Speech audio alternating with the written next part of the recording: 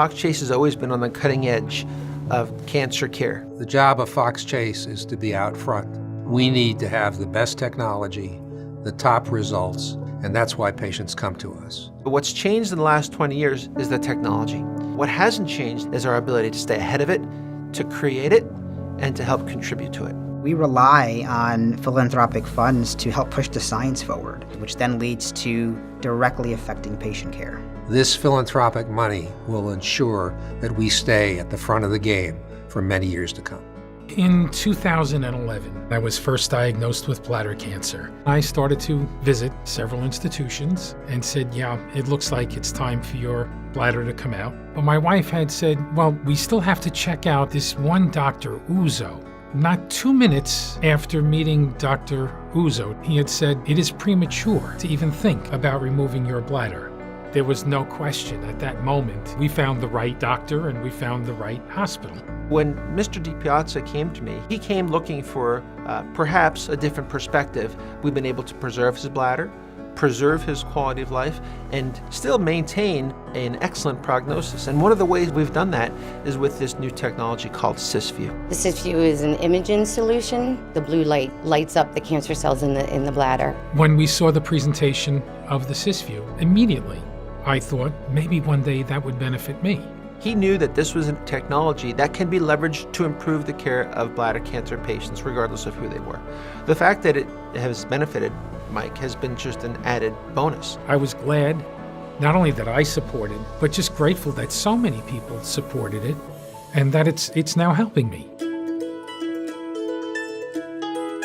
Technology is driving everything. In every discipline, you can see over the years how the treatment has become more advanced and extensive and covers more of the patient as a whole. Patients are able to leave the hospital earlier. They have less complications. They're able to heal quicker and easier. Brian is a guy, when you meet him, who you just like immediately. He's a wonderful people person, he's a police officer, and so you immediately want to help Brian. I was diagnosed with stage 4 lymphocyte-depleted Hodgkin's lymphoma. To, get a cancer diagnosis, not just a little bit, but like everywhere. How does it happen? Very plainly and succinctly, he said, sometimes a cell divides poorly. Now, do you want to worry about how you got it, or do you want to worry about how we're going to beat it? And I said, I want to beat it. Patients start with an initial course of chemotherapy. Many are cured, but if you're not cured, you have a second chance with a bone marrow transplant. When the doctors were able to help me, that puts one more community helper back in place. My patient, Mahmoud Saeed, has kidney cancer, which spread to his pancreas and other organs in his abdomen. He initially got treated in Pakistan and then flew halfway across the world to come to Fox Chase Cancer Center for a second opinion. Doctors there, they hardly had any solution there. We thought that I needed a hospital where there's a coordinated effort. And fortunately, we just landed into Dr. Reddy's office. And he was the first one who said, okay, we have to try. When we treat patients with stereotactic body radiation therapy, we have a number of different choices that we can make in terms of how we treat them. With Mr. Saeed, we put little beacons into his tumor, and these beacons allow us to watch the tumor move as he is breathing. We can actually tell him to hold his breath at a particular spot, freeze the tumor, and treat a much smaller volume than if it were moving.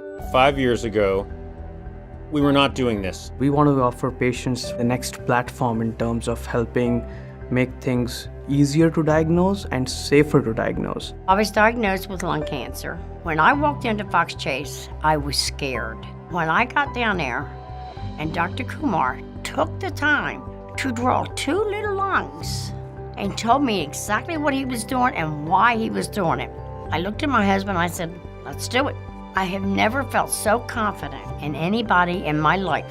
Patricia was referred to me by one of my partners, Dr. Haber. What we did different in her case was, besides we used what's called navigational bronchoscopy, where you kind of make a GPS to reach a target in the lung, and we combined that with the help of an ultrasound to locate where we were exactly in the target, and that's how we were able to clinch the diagnosis. Without the technology they have today, where would we be?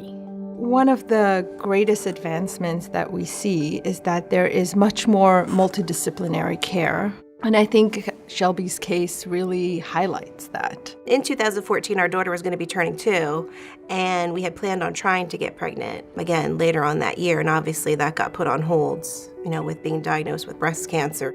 They were very concerned about my long-term life, not being able to have children. We knew with her history and her family history that we wanted to look into newer, more rare cancer risk genes, and we ended up finding a mutation in a gene called CHEK2. So as part of her treatment, she underwent fertility preservation, and that included harvesting eggs and embryos. Her embryo was actually tested for the CHEK2 mutation, and she was able to have a child, a daughter, who we already know does not carry that CHEK2 mutation. To hear that she was able to expand her family, it is such an incredible feeling to know that I was part of making that happen. Ella was born actually 3 years to the day of me being diagnosed. She was born May 22nd, 2017. I don't want them to be afraid of cancer.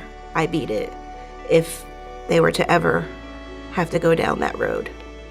I know that they can too.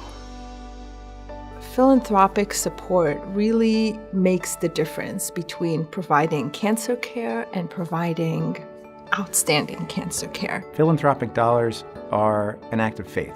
When new technologies are bought, it's an investment in the potential for what we can do for our patients.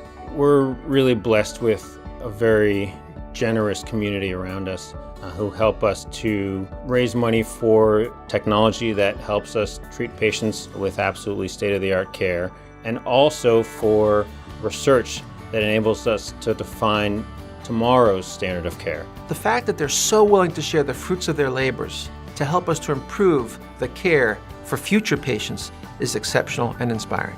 We're confident, comfortable, and very happy to contribute to Fox Chase because we see results. We see the evidence that what you folks are doing here, it's making a difference, it's working.